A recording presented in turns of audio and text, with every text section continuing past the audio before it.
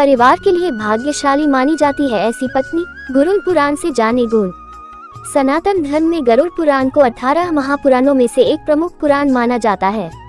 गरुड़ पुराण में 271 अध्याय और 18,000 श्लोक हैं। ज्यादातर लोग गरुड़ पुराण ग्रंथ को किसी की मृत्यु के बाद पढ़ा जाने वाला ग्रंथ मानते हैं, लेकिन इस महापुराण के 16 अध्याय में पाप पुण्य, जीवन मरण, नरक और पुनर्जन्म के बारे में बताया गया है।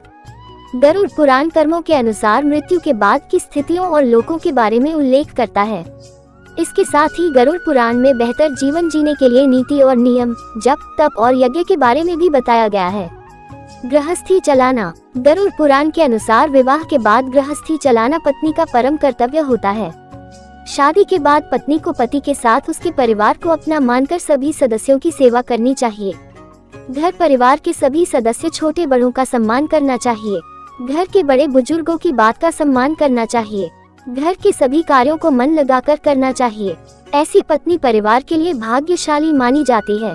इससे उस घर में कभी कलेश भी नहीं होता है। वह स्त्री पति और परिवार के लिए भाग्यशाली होती है। ऐसी पत्नी गरुड़ पुराण के अनुसार अत्युत्तम गुणों वाली मानी जाती है।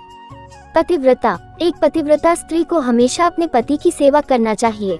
पतिव्रता स्त्री पति की हर बात को सुनती है तथा उनका सम्मान करती है। ऐसी स्त्री से पति भी बहुत प्रसन्न रहता है। पत्नी के इन कर्तव्यों से रिश्ते में क्लेश नहीं होता।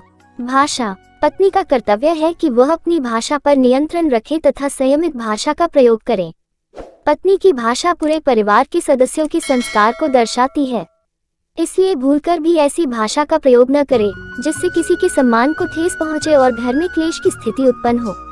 डिस्क्लेमर। इस लेख में दी गई जानकारी सामग्री गणना की प्रामाणिकता या विश्वसनीयता की गारंटी नहीं है। सूचना के विभिन्न माध्यमों, ज्योतिषियों, पंचांग, प्रवचनों, धार्मिक मान्यताओं, धर्म ग्रंथों से संकलित करके यह सूचना आप तक प्रेषित की गई है।